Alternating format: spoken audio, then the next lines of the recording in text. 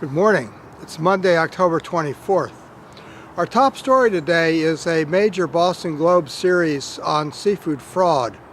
The paper analyzed about 187 samples of fish they bought mostly from restaurants in the Boston area, and they found that based on DNA sequencing, as much as 48% of those fish were mislabeled. Now, they were concentrating on certain species, particularly escolar, which is often sold in sushi bars as white tuna, and also red snapper, which they found about 7 or 8 instances where tilapia was being menued as red snapper. However, my overall take on this article is that the Boston Globe missed the main story. They labored mightily and brought forth a mouse. What they found was instances of chefs being misinformed. They found some instances of mislabeling, but they missed the real economic issue of fraud in the seafood industry. And it is a serious issue, but it's not calling escolar white tuna, which is something that has been used on invoices and labels for many years, and may be an FDA problem, but everybody in the business knows what they're getting.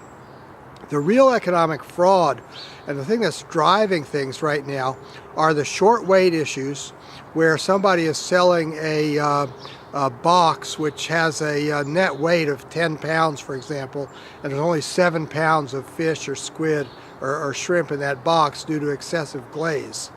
That is a continuing problem, and it's being supported by buyers in the restaurant industry who will look at a low price on a per piece count. Let's say they order a 6-ounce fillet with 27 pieces and they get a really low price. They don't care if what they're really getting is 4.5 ounces of fish and the rest glaze.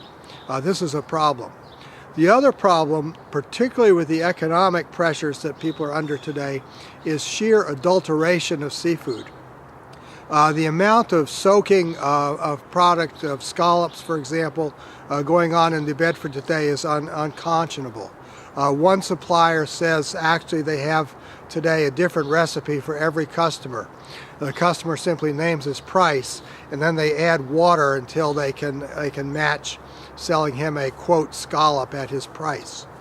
If the Globe had focused on these high-end seafood consumers not getting what they paid for in terms of economic adulteration by soaking, by having inferior products and so forth, they might have been onto something.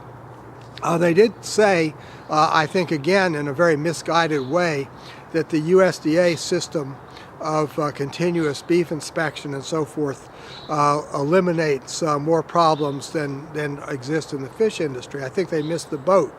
But there's one thing that the USDA does have, they pointed to, which is of some interest, and that is a series of government grade standards. For example, there is a USDA Prime, a USDA Choice, etc., and companies can be seriously fined, and it's illegal to misrepresent one grade of beef for another.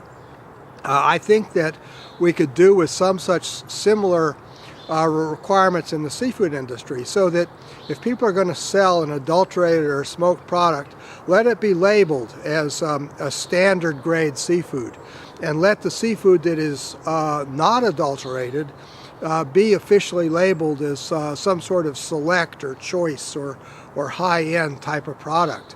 I don't think we're going to be able in the marketplace to avoid the fact that customers are willing to pay for different levels of quality. But I do think we can avoid the confusion that happens when the customers themselves are unable to distinguish the good quality from the poor quality products. This is where the real economic fraud is taking place today, and it's something the seafood industry has to address. In Lexington, Mass., this is John Sackton.